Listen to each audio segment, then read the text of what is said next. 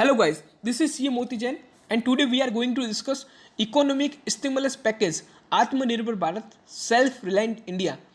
मोदी जी ने 20 लाख करोड़ यानी 20 ट्रिलियन का पैकेज अनाउंस किया है। सो डिस्कस करने से पहले मैं बता दूं कि 20 लाख करोड़ में 20 के पीछे 12 जीरो होते हैं।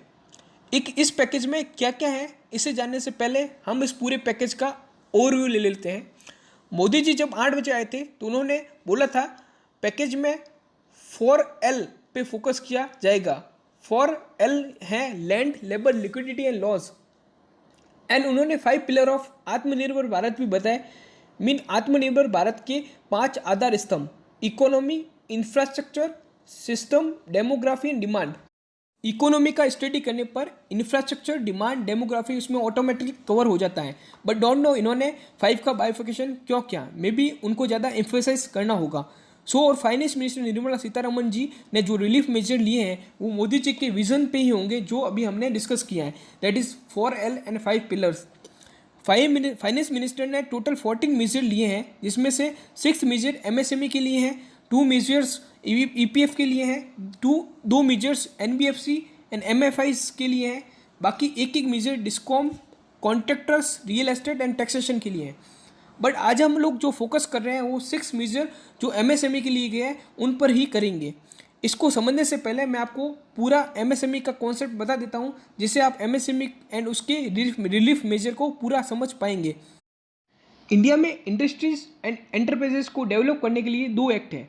One is IDRA act, industry development and regulation act 1951, and second is MSMED act, micro small medium enterprises development act 2006।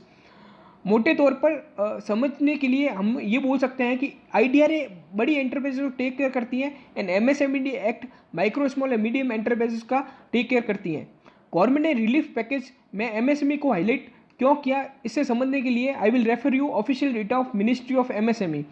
MSME is contributing 31.8% of GVA gross value added as well as 48.10% of export. Employment generation में भी MSME contribution agriculture के बाद दूसरे number पे है। सो इससे आपको MSME का इंपॉर्टेंस समझ में आया होगा। थोड़ा और बैकग्राउंड में चलते हैं। RBI ने UK सिन्हा की अध्यक्षता में 8 सदस्यीय कमेटी बनाई थी। UK सिन्हा सेबी की फॉर्मल चेयरमैन है। इस कमेटी ने MSME सेक्टर को बहुत ही क्लोजली ऑब्जर्व करके अपनी एक रिपोर्ट दी थी। जितने भी रिलीफ मेजर हैं जो FM ने लिए हैं वो उस कमेटी की रिपोर्ट से ही इंस्पायर है। So now let's discuss the measures taken for MSME one by one. First one is change in definition of MSME. Section 7 of MSMED Act MSME को परिभाषित करता है। If we look at that all definition, ये enterprises को 2 sector में बांटती हैं, manufacturing sector and service sector, and दोनों के लिए अलग अलग इन्वेस्टमेंट क्राइटेरिया दे रखा है। ऑल डेफिनेशन में मैन्युफैक्चरिंग यूनिट में 25 लाख तक इन्वेस्टमेंट हो तो माइक्रो एंड 5 CR तक स्मॉल एंड 10 CR इन्वेस्टमेंट तक को मीडियम माना जाता है। एंड सर्विस सेक्टर में 10 लाख तक इन्वेस्टमेंट को माइक्रो एंड 2 करोड़ तक स्मॉल एंड 5 CR तक इन्वेस्टमेंट को मीडियम माना जाता है। ऑल डेफिनेशन में टर्नओवर को कंसिडर नहीं करते हैं। हेयर छोटा सा टाइपिंग एरर गवर्नमेंट से हुआ है। जो पिक्चर ऑफ कंपेरिजन जो गवर्नमेंट ने दिया है उसमें लेस देन की जगह लेस देन इक्वल टू का साइन होना चाहिए था। इस डेफिनेशन को चेंज करने के लिए बहुत सारे बिल्स पहले भी आ चुके हैं, बट फाइनली इस डेफिनेशन को चेंज करने के लिए गवर्नमेंट सेक्शन 7 को अमेंड करेगी। न्यू डेफिनेशन में मैन्युफैक्चरिंग या सर्विस दोनों का क्राइटेरिया एक कर दिया है एंड टर्नओवर का एक एडिशनल क्राइटेरिया दे दिया है। न्यू डेफिनेशन बहुत सारे परम्यूटेशन एंड कॉम्बिनेशन बन सकते हैं। We will not go in detail. इस डेफिनेशन की वजह से MSME का कवरेज बढ़ गया है। MSMED एक्ट में पहले से ज़्यादा MSME कवर होगी, जिससे MSMED एक्ट के सभी बेनिफिट्स इन MSME को मिलेंगे। सेकंड, फाइनेंस मिनिस्टर ने 3 लाख करोड़ का collateral free automatic loan MSME को देने का प्रोविजन किया है। Collateral free mean unsecured loan, it means आपको कोई सिक्योरिटी नहीं देनी पड़ेगी। इसमें टर्म एंड कंडीशन अच्छे से देख लो। 19 Feb 2020 तक जो आउटस्टैंडिंग लोन होगा उसका 20% एज ए लोन मैक्सिमम दिया जा सकता है। लोन 4 साल के लिए होगा, जिसमें 1 साल तक आपको प्रिंसिपल का पेमेंट नहीं करना होगा। एंड जो भी लोन दिया जाएगा उसका 100% गारंटी लोन एंड इंटरेस्ट दोनों की गवर्नमेंट लेगी। ये स्कीम जिसको भी अवेल करना है उसका लास्ट डेट 31 अक्टूबर 2020 है। एक और कंडीशन है, borrower up to 25 CR outstanding and 100 crore turnover are eligible. So some question need to be answered. अगर किसी का 29 फरवरी को आउटस्टैंडिंग लोन नहीं है, वो एलिजिबल है या नहीं। सेकेंड क्वेश्चन, किसी एमएसएमई को कोई न्यू लोन लेना है जिसने अभी तक बिजनेस स्टार्ट किया है या पहले और लोन चुका है और 29 फेब को कोई लोन आउटस्टैंडिंग नहीं है, उसको उसकी स्कीम में बेनिफिट मिलेगा या नहीं मिलेगा। And practical difficulties, how bank and NBFC are going to deal with it. What, अभी तक हमने स्टैंडर्ड एमएसएमई की बात की है, now we will discuss about NPO और स्ट्रेस एमएसएमई। मीन जो एमएसएमई फाइनेंशियल क्रंच को झेल रही हैं उनको 20,000 सीआर का सब ऑर्डिनेट डेट गवर्नमेंट देगी। Let's understand this. डेट में एक सीनियर डेट आता है एंड एक सब ऑर्डिनेट डेट आता है। से मिस्टर ए को आपने 100 रुपीज़ उधार दिए as a senior debt and मैंने 50 रुपीज़ उधार दिए as a subordinate debt. अगर मिस्टर ए के पास 120 रुपये हैं तो पहले मिस्टर ए आपको 100 रुपये रिटर्न करेगा क्योंकि आपका डेट सब ऑर्डिनेट सीनियर डेट था, एंड मुझे ओनली रिमेनिंग 20 रुपये देगा क्योंकि मेरा डेट सब ऑर्डिनेट डेट था।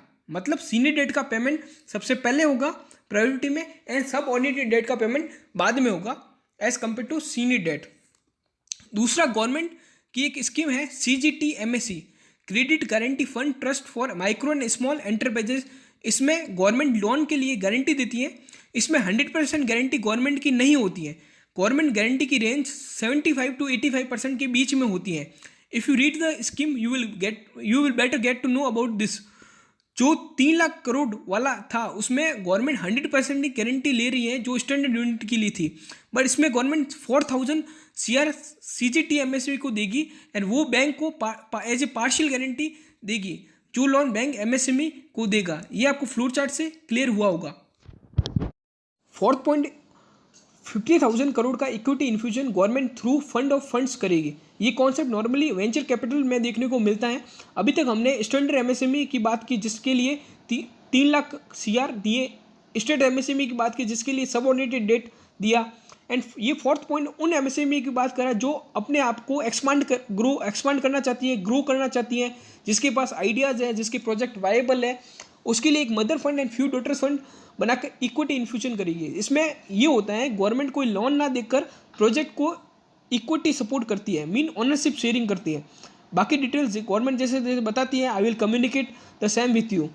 Fifth point is government procurement के 200 सीआर तक के टेंडर में ग्लोबल कंपनीज और we can say in loose term foreign companies participate नहीं करेगी। इट मीन्स कंपटीशन कम होगा, so MSME will show their excellency और we can say it is step towards making MSME self reliant. Sixth point में दोस्तों 2 point की बात हो रही है। फर्स्ट पॉइंट एक है कि कोविड की वजह से ट्रेड फेयर और एग्जीबिशन नहीं हो पा रहे हैं। फॉर एग्जांपल हैंडीक्राफ्ट का ट्रेड फेयर जो लगने वाला था वो अब नहीं लग पाएगा। सो इसकी वजह से गवर्नमेंट एक अल्टरनेटिव मेजर मार्केट लिंकेज लेके आएगी। I have no idea about how government will do this. एक हैंडीक्राफ्ट ट्रेड फेयर में एक छोटे से स्टॉल लेने पे 2 से 4 लाख रुपए का खर्चा हो जाता है। सेकंड, जिस एमएसएमई का सेंट्रल गवर्नमेंट या सेंट्रल गवर्नमेंट के जो पीएससी हैं, पब्लिक सेक्टर एंटरप्राइजेज हैं, उनसे जो भी पैसा ड्यू होगा वो 45 डेज के अंदर सेंट्रल गवर्नमेंट लौटा देगी। इस वीडियो में हमारा ओनली फोकस एमएसएमई पे था। आई होप आपको पहले से बेटर अंडरस्टैंडिंग इस टॉपिक पे हुआ होगा। इस वीडियो के एंड में माई सजेशन टू गवर्नमेंट